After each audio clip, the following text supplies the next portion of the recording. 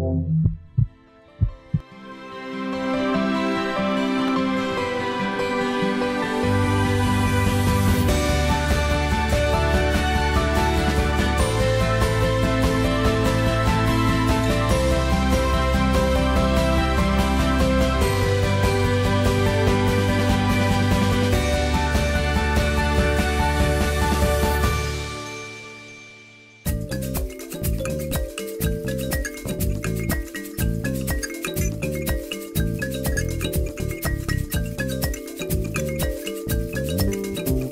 Princess of Africa Foundation, it's a foundation I started in 2004. I adopted Chinyaradzo home in Zimbabwe as well, because I'm a very proud African woman.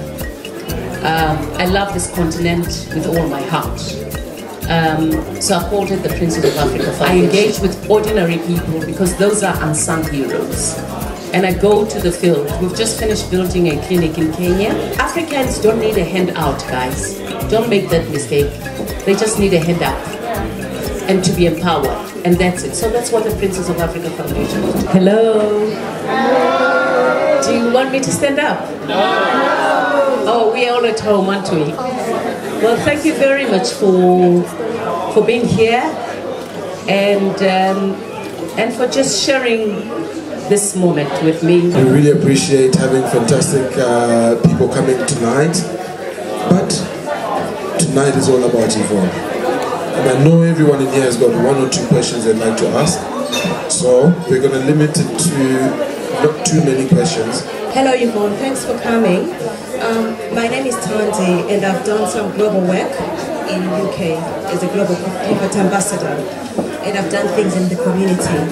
How I know Africa is rising, but also there's some issues regarding poverty, especially with women, and there's still inequality.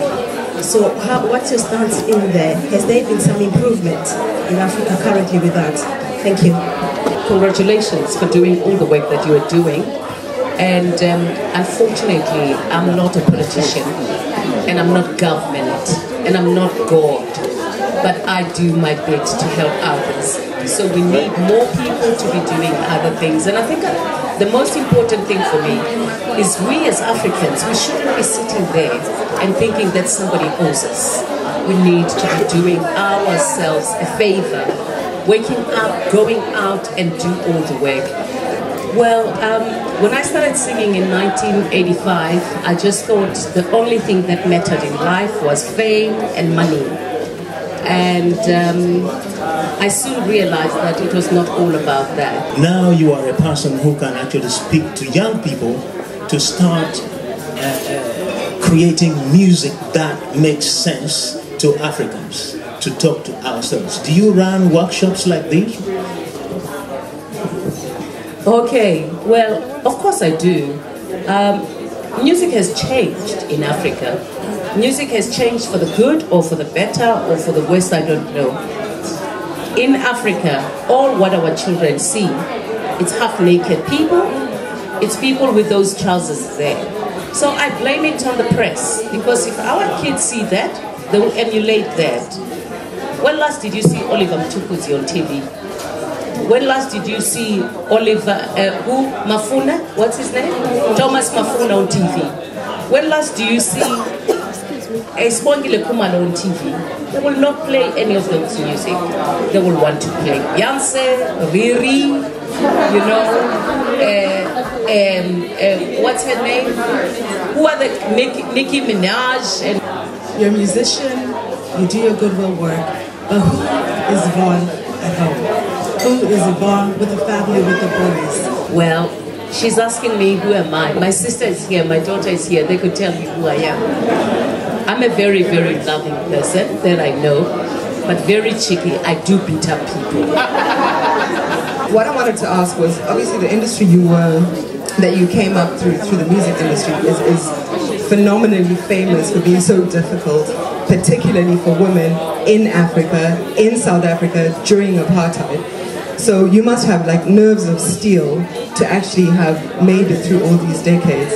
So what sort of advice, here I'm asking as an academic, what sort of advice could you pass on to those of us who may not be in the music industry, in other industries, also trying to make our way through?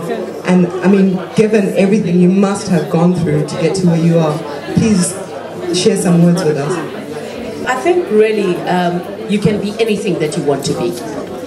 Nothing and no background of yours should deter you from wanting to be what you want to be. I started singing at a very early age. I was 19, and it was a dog eat another dog industry.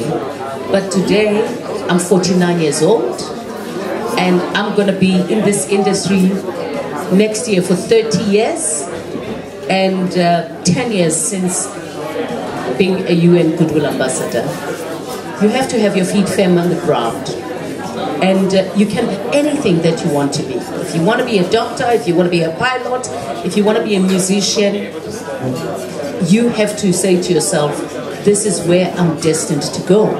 You see, for the fact that you've got a very supportive husband, that's why you're here. So you are a well-organized man. You're a woman.